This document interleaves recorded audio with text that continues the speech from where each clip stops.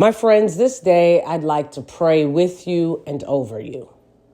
So many times we reserve prayer. Well, hello, everyone. Have you ever had a Monday morning review with yourself, right?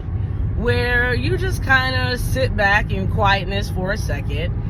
You're driving and maybe you're just driving in silence, no radio, no talking with anyone in the car, if there's anyone in the car, not accepting any phone calls. You are just being quiet.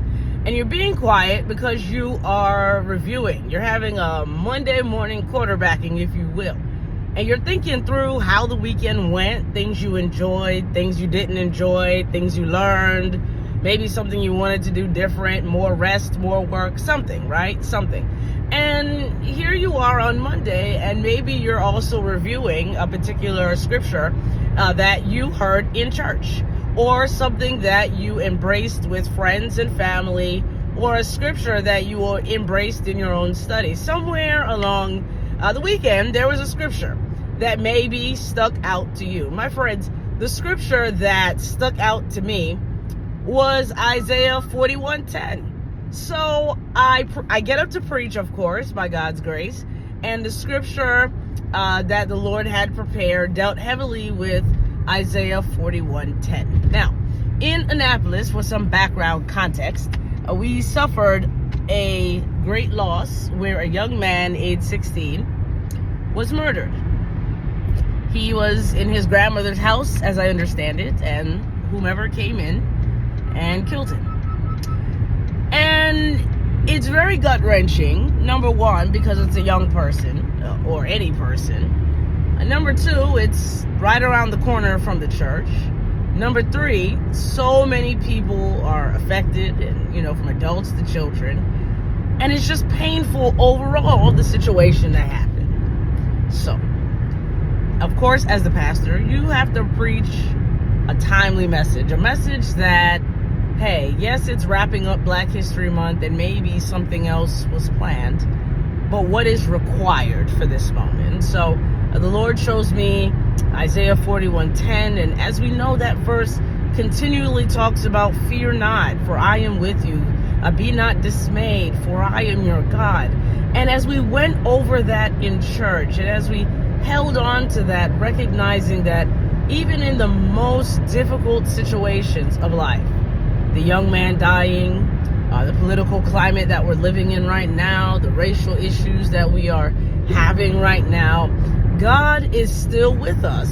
And it says, for I am your God.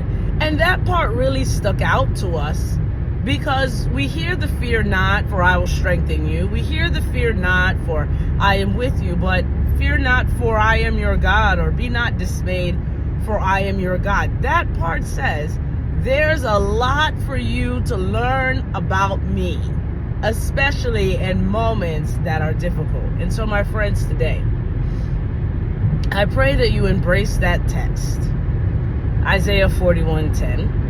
Look over it. One of the young men at my church, our drummer, he raised his hand during prayer time and said, we had our affirmation ceremony for Cotillion, and he said the scripture that the pastor gave us was Isaiah 41:10. He said, I took a screenshot of it. And the pastor said, we must insert our name into the text. And so he said his name, and he said, fear not. He said his name, for I will strengthen you. And the church just opened their eyes and said, wow. Pastor didn't know that the young man had received that verse on Friday. The young man didn't know that pastor was preaching that verse on Sabbath. Yet God showed up to remind us, not just through what I preached, but through the young man confirming, God showed me this verse on Friday, and here we are embracing it today. My friends, the Lord is saying, fear not, for I am with you. The Lord is saying, be not dismayed, for I am your God. He says, I will strengthen you. He's saying there's a lot for us to learn as it pertains to, for I am your God. Might we go deeper this week so we can understand who God is in our lives. And may we celebrate the fact that we have God fully, totally, and completely. My friends, God bless you. Have a great week.